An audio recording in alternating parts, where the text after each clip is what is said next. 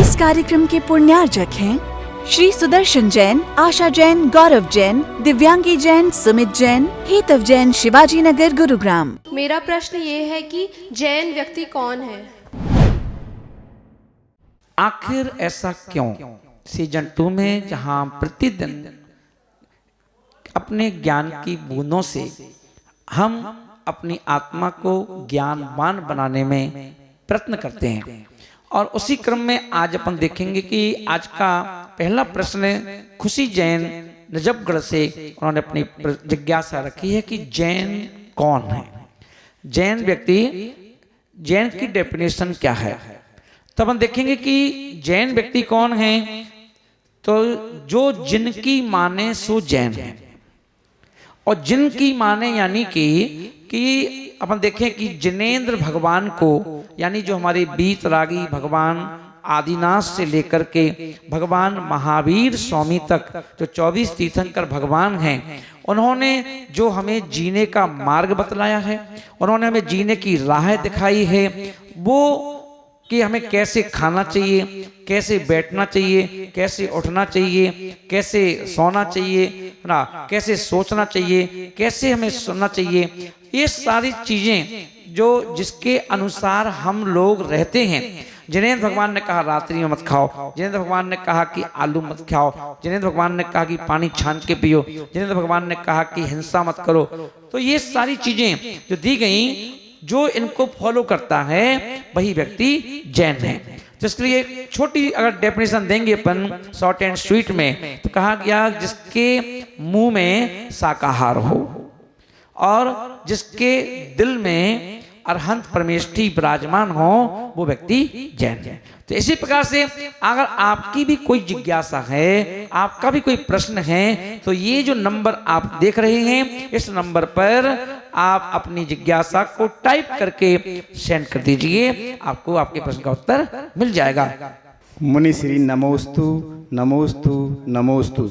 मुनिश्री, मेरा नाम रमेश जैन है, और मेरी शंका, मेरी जिज्ञासा ये है कि महाराज श्री का जब समाधि मरण होता है तो उनके ऊपर जो अग्नि संस्कार के समय उल्टी क्रियाएं क्यों होती हैं? आखिर ऐसा क्यों? सीजन 2 में रमेश जी नजफगढ़ से उन्होंने प्रश्न पूछा है कि जब कभी किसी भी साधु की समाधि होती है, और समाधि होती है तो आपने देखा होगा कि समाधि के समय जब उस छपक राज को वहाँ जहाँ भी उनकी क्रियाएं, अंतिम क्रियाएं होनी हैं, जहाँ ले जाया जाता है, तो वहाँ पर अपन देखें उल्टी क्रियाएं होती हैं। उल्टी क्रियाओं का मतलब होता है जैसे पूजा होनी है, तो अपन देखें अभी सहजता में कि मंदिर में पहले अभिषेक होता है, फिर पूजा होती है, पर अपन देखें कि छपक राज की जो पूजा होती है वो बाद में क्या होता है कि सबसे पहले विसर्जन पाठ से चालू होता है। विसर्जन पाठ होगा, फिर शांति पाठ होगा, फिर उसके बाद पूजन चलेगी तो अनर्घ पथ से शुरू होगा, और ऐसे करते करते जल पर लाएंगे, और जल पर ला करके फिर स्थापना होती है ना।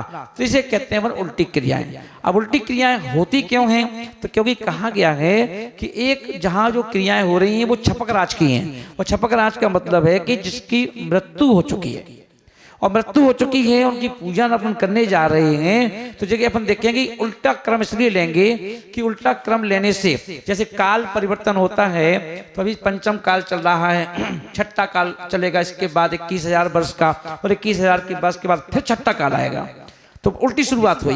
तो ऐसे ही अपन देखेंगे जब कोई एक जीव चला गया है तो उसकी नई जिंदगी को शुरू करने के लिए क्या होगा कि उल्टी क्रिया चलेंगी। तो इसलिए उल्टी क्रिया लेंगे जब जाके वहां पर सिद्धि होगी। जैसे अपन देखेंगे एम्बुलेंस चलती है, एम्बुलेंस चलती है तो उस पर अपन देखते हैं एम्बुलेंस लिखा जाता है तो उल्टा लिखा जाता है। क्यों लिखा जाता है कि ऊपर अगर हवाई जहाज कोई जा रहा हो, ऊपर से यदि एम्बुलेंस को देखेंगे उसको सही दिखाई देगा। तो ये अंतिम क्रिया है, और अंतिम क्रिया में उल्टी क्रिया हमें दिखाई दे रही है, पर वो उनके लिए सही क्रिया जाती है, जिससे कि उनके लिए अच्छी गति मिले, अच्छे उनके परिणाम रहें, अच्छे उनके भाव रहें, जिससे कि उनकी गति और मति दोनों अच्छी रहें। इसलिए उल्टी क्रियाएं की जाती हैं। तो आप इसी प्रकार आप भी अपने मन की जिज्ञासा को दबा के ना रखें, है ना। इस नंबर पर टाइप करके सेंड कर दीजिए और आपकी जिज्ञासा हजारों लोगों का समाधान बन जाएगी। और देखते रहेंगे आखिर ऐसा क्यों।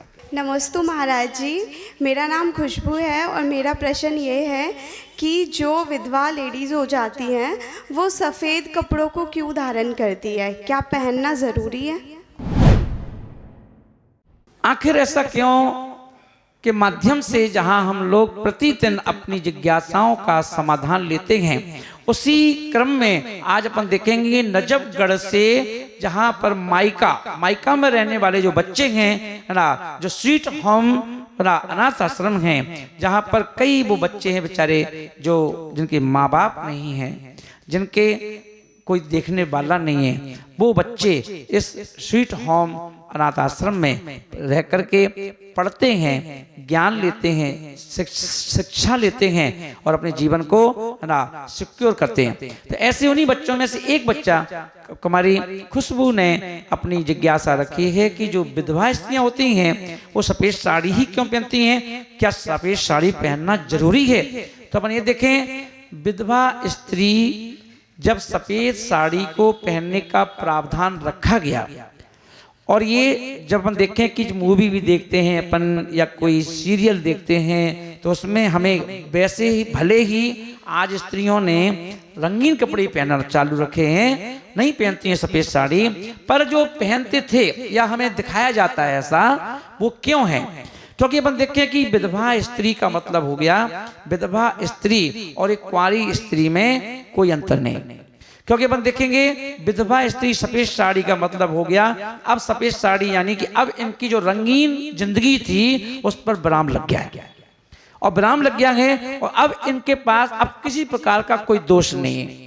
अब ये क्या है, निर्दोष हैं। अब ये चाहे तो कुछ भी कर सकती हैं, अब चाहे तो आरिका माता बन सकती हैं, चाहे तो धर्म को धारण कर सकती हैं, चाहे तो व्रतों को धारण कर सकती हैं। वो सफेद साड़ी इस बात का प्रतीक है कि अब हम जैसे पहले थे, अब हमारे पास कोई सारे ऑप्शंस खुले हुए।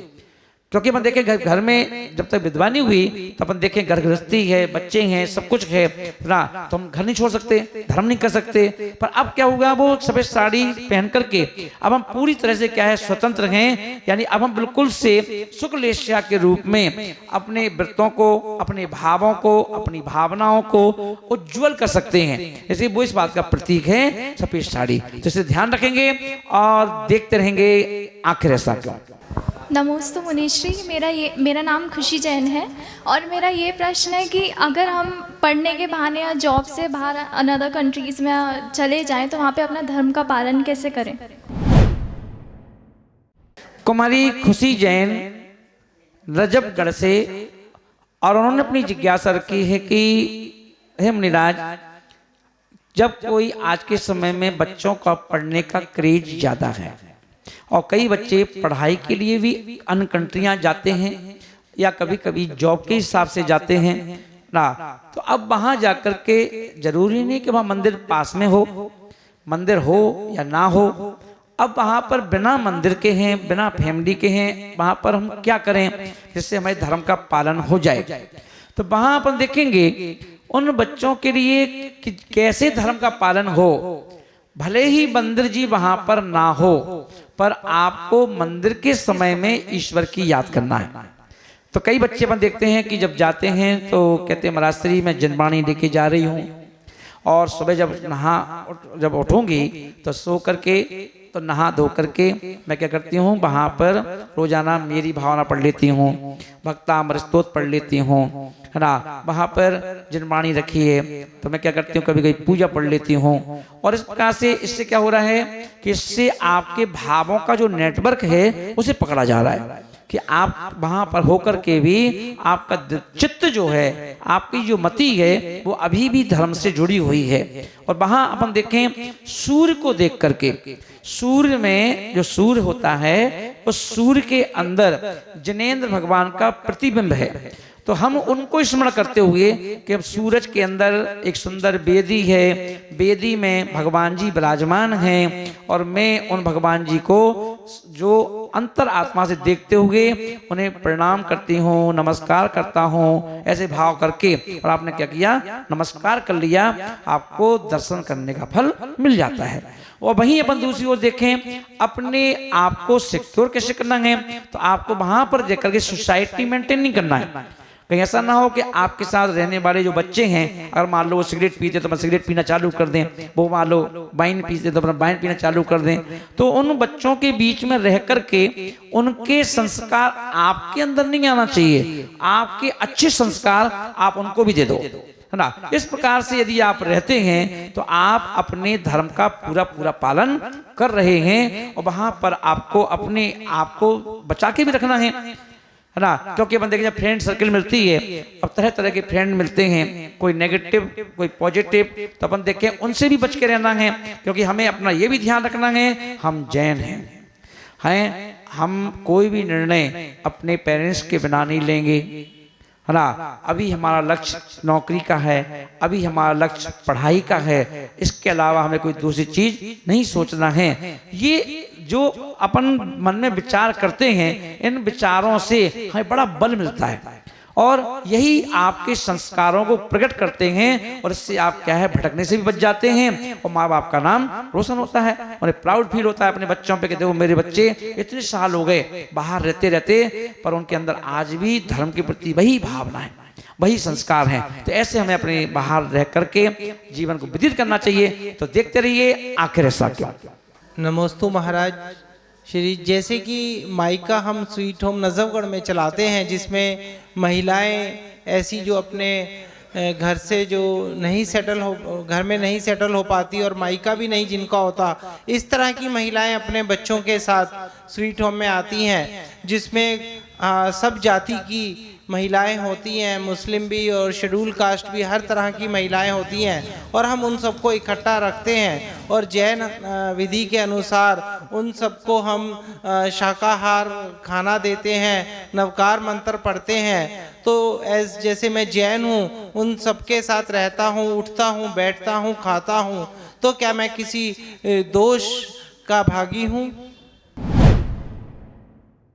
आखिर ऐसा क्यों के माध्यम से जहां हम लोग प्रतिदिन एक व्यक्ति का प्रश्न अनेक लोगों का समाधान बन जाता है। और उसी क्रम में अपन देखें, नजफगढ़ से हमारे अविनाश जैन जी ने अपनी जिज्ञासा रखी है, जो यहाँ पर माइका के नाम से स्वीट होम अनाथ आश्रम चलाते हैं। और उस अनाथ आश्रम में अपन देखेंगे वो गरीब बच्चे जिनको खुद ही को नहीं मालूम कि हमारे माँ बाप कौन हैं, जिन्हें खुद ही को नहीं मालूम हम किस शहर के हैं, किस जगह पर हमारा जन्म हुआ है ना। कितनी लोग ऐसी महिलाएं हैं जो जिनके पति एक्सपायर्ड हो गए, है ना, अब वो बेचारी कहाँ जाए अपने बच्चों को लेकर के। तो ऐसी वो माइका जो है उस सबको शरण देता है। जाति का कोई बंधन नहीं, कोई भी बच्चे हो सकते हैं, बच्चियां हो सकती हैं, वो यहाँ आती हैं, रहती हैं, जैन विधि से संस्कार लेती हैं, उनको पढ़ाया जाता है, और जब वह अपनी स्वयं पैरों पर खड़ी हो जाती हैं तो जैसा निर्णय लें और अपना चली जाती, पढ़ लेती हैं, नौकरी में निकल जाती हैं, शादी कर लेती हैं, है ना। इस प्रकार से तो यहाँ तक की यात्रा को करवाने का काम अविनाश जी करते हैं। तब वो उनका कहना है कि अगर मैं ऐसा करता हूँ तो वो गलत तो नहीं है। अरे गलत क्यों है भाई? आज के समय में एक व्यक्ति अपने घर के दो बच्चों को और स्वयं दो लोग, हम दो हमारे दो, उनको भी निभा नहीं पाता है, उनकी ढंग से है ना खैर खबर नहीं ले पाता है। और ये अपन देखें कि ईश्वर ने आपको ये शक्ति भी दी और ये भावना भी दी कि मैं अपना परिवार तो चलाऊंगा ही, साथ में अब मैं इन सब बच्चों का, जो भी बच्चे आए हैं, महिलाएं आई हैं, ये भी एक हमारा परिवार है, और उनको परिवार की तरह ट्रीट करते हुए उनके साथ हम रहते हैं, खाते हैं, पीते हैं, उन्हें जैन विधि से संस्कार देते हैं। तो आपने क्या किया, इतने बच्चों को, जैसे आज की डेट में कितने बच्चे होंगे लगभग, है ना, 90 बच्चे, 90 बच्चे वहां पर हैं, और वो 90 बच्चे आप का मालूम किस जाति के हैं, कहाँ होते, आज किस घर में होते, क्या खा रहे पी रहे होते, क्या कर रहे होते। आज कम से कम वो आपके उस आश्रम में सिक्योर तो हैं, और आज उनके लिए कम से कम एक सही दिशा निर्देश मिल रहा है और वो वहां पर संस्कारित हो रहे हैं। और आप ये जो काम कर रहे हो है ना, ये काम पाप का नहीं है, कोई दोष नहीं है, ये पुण्य का काम है। ईश्वर ने किसी किसी को ऐसी बुद्धि देते हैं कि ऐसी जिम्मेदारी देते हैं जो ऐसी जिम्मेदारियों को निभा सकता है। तो अविनाश जी के लिए मेरा बहुत सारा आशीर्वाद। और आप भी अपन देखें, वो हमेशा यही कहते हैं कि महाराज जी अगर कहीं भी कोई ऐसे बच्चे हों, लड़कियां हों जो परेशान हैं, दुखी हैं, पढ़ने के लिए ना पढ़ाई नहीं हो पा रही है, तो आप हमारे पास भेजिए, हम उनको पढ़ाई करवाएंगे और उनकी रख रखाव भी करेंगे, है ना। ऐसे अविनाश जी के लिए आशीर्वाद के साथ, और आप देखते रहेंगे आखिर ऐसा क्यों, ऐसे ही आपको बहुत सारी जानकारियां समय समय मिलती रहेंगी। मेरी जिज्ञासा ये है कि जो अपना जैन समाज है उसमें ज़्यादातर जो हमने देखा है कि रात को शादियां होती हैं, क्या वो उचित हैं? और उचित हैं तो क्या उनमें जाना उचित है? मेरी ये जिज्ञासा है।